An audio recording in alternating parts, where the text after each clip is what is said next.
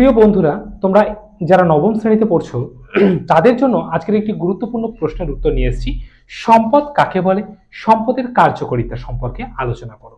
Very very important question তোমাদের first সামেটিভের জন্য, এবং তোমরা 9-এ যখন তোমরা ফাইনাল এক্সাম দেবে সেক্ষেত্রেও কিন্তু একটি অত্যন্ত গুরুত্বপূর্ণ একটি কোশ্চেন হচ্ছে সম্পদ কাকে বলে, সম্পদের বৈশিষ্ট্যগুলি আলোচনা করো। দেখো, সম্পদ কাকে বলে সেটা সম্পর্কে আমাদের একটু জানার দরকার রয়েছে। কোনো বস্তু বা উপাদান, ভালো করে শুনবে, কোনো বস্তু বা উপাদানকে আমরা তখনই সম্পদ বলে বিবেচনা করব যখন সেই বস্তু বা উপাদানের কার্যকারিতা থাকবে, সেই বস্তু বা উপাদানের গ্রহণযোগ্যতা থাকবে, সেই বস্তু বা উপাদানের অভাব মোচনের ক্ষমতা থাকবে, এবং সেই বস্তু বা উপাদান যেগুলোকে আমরা ব্যবহার করব সেগুলো অবশ্যই পরিবেশ মিত্র হবে।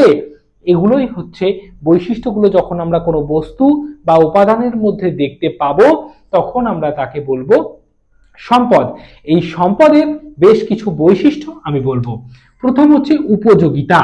কোনো একটা বস্তু বা উপাদানকে আমরা তখনই সম্পদ বলে বিবেচনা করব যখন সেই বস্তু বা উপাদানের মধ্যে উপযোগিতা থাকবে। কোনো বস্তু বা উপাদানকে আমরা তখনই সম্পদ বলে বিবেচনা করব যখন তার কার্যকারী একটা ক্ষমতা থাকবে, তার একটা কার্যকারিতা থাকবে, সেটাই হচ্ছে সম্পদ। কোনো বস্তু বা উপাদানকে আমরা তখনই সম্পদ বলে বিবেচনা করব যখন সেই বস্তু বা উপাদানের গ্রহণযোগ্যতা থাকবে, অর্থাৎ সহজেই সেই বস্তু বা উপাদানকে গ্রহণ করা হবে, তখনই সেটাই হচ্ছে সম্পদ। নেক্সট, চাহিদা। চাহিদা বলতে কোনো একটা মানুষ যখন কোনো কিছুর প্রত্যাশা করছে, চাইছে, চাওয়াটা, সেটাই কিন্তু চাহিদা। মানুষের মধ্যে সেই ব্যাপারটার জন্য খিদে রয়েছে, সেটাই চাহিদা। অর্থাৎ কোনো একটা বস্তু বা উপাদানের যখন চাহিদা থাকবে তখন সেই বস্তু বা উপাদানটা কিন্তু সম্পদে পর্যবেসিত হবে। প্রয়োগযোগ্যতা।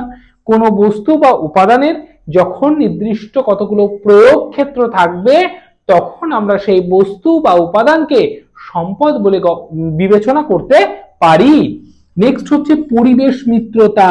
কোনো বস্তু বা উপাদান সর্বোপরি তখনই সম্পদে পর্যবেসিত হবে যখন সেই বস্তু বা উপাদানের মধ্যে পরিবেশ মিত্রতা যে বৈশিষ্ট্য সেটা লক্ষ্য করা যাবে, তখন আমরা তাকে সম্পদ বলে বিবেচনা করব। এই ছিল আজকের একটি টপিক, যে সম্পদ কাকে বলে, সম্পদের বৈশিষ্ট্য। তোমরা যারা এই টপিকটা বুঝতে পেরেছো তারা কমেন্টস বক্সে অবশ্যই জানাও যে তোমাদের ভিডিওটি কেমন লাগলো। আর যারা চ্যানেলটিকে এখনো সাবস্ক্রাইব করোনি তারা চ্যানেলটিকে অবশ্যই সাবস্ক্রাইব করো, আর বেল আইকনটা ক্লিক করতে ভুলো না।